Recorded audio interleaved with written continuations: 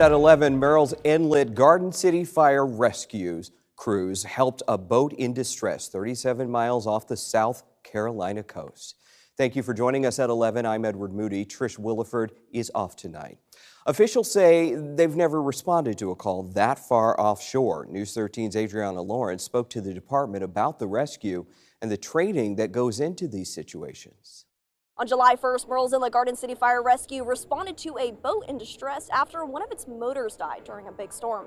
They say while this was an unusual call, they're always prepared. When you're out on the ocean and it's that rough, you could be on top of a wave, they could be underneath. We could be probably half a mile from each other and not see each other. Around 5:30 in the evening, officials say the Coast Guard received a call from the boaters asking for help getting out of the storm. The boaters had been on the water since 5 in the morning. Coast Guard asked Murrells Inlet-Garden City Fire to respond, and it took them about an hour to reach the distressed boat. Department Battalion Chief Jim Edbrook says they found 6 people on board and escorted them out of the storm and back to shore. When we got to them, they were very appreciative that we were there. They gave them that comfort level of being able to push their motor a little harder to get back and through the waves. Edbrook says his biggest concern because of the 5 to 8 foot waves and wind was the chance of losing contact with the boat on the way out to help. He says thankfully everyone on board made it back safe and sound. Edbrook adds good boating safety practices helped.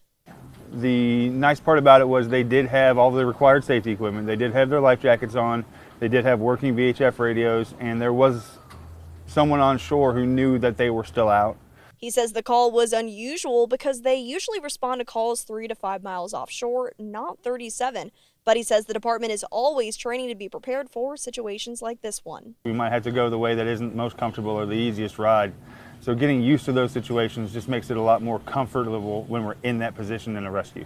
Because U.S. Coast Guard took the call but did not respond in this situation, we've reached out to them to learn more about what kind of calls they do and don't respond to. Count on us for updates. In Murrells Inlet, Adriana Lawrence, News 13.